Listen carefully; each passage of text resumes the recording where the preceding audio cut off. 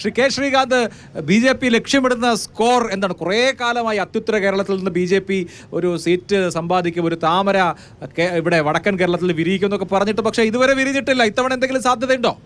ഇത്തവണ താമരകൾ വിരിയും. അത് കാസർഗോഡ് ജില്ലയിലടക്കം താമരകൾ ഇവിടെ വിരിയും എന്ന കാര്യത്തിൽ ഒരു സംശയവുമില്ല. ഞങ്ങൾ ഈ തെരഞ്ഞെടുപ്പിൽ ജനങ്ങളോട് പറയുന്നത് സുരക്ഷിതമായിട്ടുള്ളൊരു കേരളം, അതുപോലെ തന്നെ വികസിത കേരളം, വിശ്വാസ സംരക്ഷണ കേരളം, ഈ മൂന്ന് മുദ്രാവാക്യങ്ങൾ മുന്നോട്ട് വെച്ചിട്ടാണ് ജനങ്ങളെ അഭിമുഖീകരിക്കുന്നത്. ഇവിടെ ഈ കേരള സംസ്ഥാനം രൂപീകരിച്ചതിന് ശേഷം പറയത്തക്ക വിധത്തിലുള്ള വികസന കാര്യങ്ങളൊന്നും നടന്നിട്ടില്ല.